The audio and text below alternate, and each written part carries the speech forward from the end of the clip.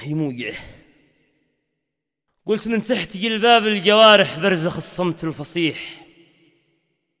من تحت جلباب الجوارح برزخ الصمت الفصيح، تمتم تراتيله على روح الدموع الدامية، آواه من دمعة يتيمة خدها فوق الضريح، مستنفرة في عينها لوحة حزن مترامية، خلف الشفاه المكفهرة فرحة القلب الجريح، تقاهقرت بين الضلوع الناحلات الحامية، في صدرها المكلوم كلمة تقهر الكون الفسيح، يوم أقبلت في صوتها المبحوح وإسلامية.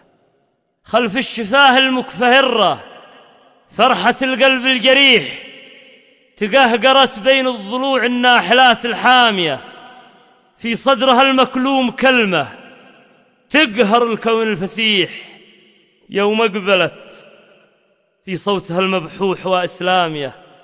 في حضن أبوها يوم عيد الله كانت تستريح، واليوم تذرف من مآقيها دموع الزامية، نحو المصلى تسرق الخطوة من الدرب الكسيح، تطعن بها اللحظة وتثأر للسنين السامية، قميصها فستان وارى سوءة الحلم الذبيح، حاكت خيوطه بندقية للمدامع ضامية. يا بنت من، يا بنت من، قالت يتيمة، قلت بالمعنى الصحيح فيني عمى، قالت عيون الأفئدة متعامية. يا بنت من، قالت يتيمة، قلت بالمعنى الصحيح فيني عمى، قالت عيون الأفئدة متعامية. ما حيلة أمي في خدود الليل دمعتها تسيح، تبسمت مرآتها في كفها إكرامية، قهر الزمن في وجنتيها فحم الخد المليح، تحشرجت في صدرها ملي وملي تامية. قهر الزمن في وجنتيها فحم الخد المليح، تحشرجت في صدرها ملي وملي تامية.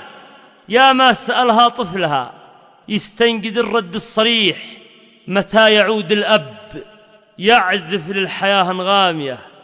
والشمس طاحت والأماني كل ما طالت تطيح، قصة حزينة علقمية دامية إجرامية.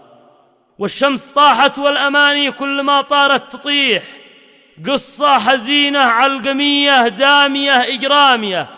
يا ليت شعري ما حقيقة يا فصيح لمن تصيح، والفرق ما بين الشعوب الراقية والنامية، والفرق ما بين الشعوب الراقية والنامية. أسأل من الله سبحانه وتعالى أن يخرجنا من نفق الثارات والاقتتال فيما بيننا. السلام عليكم.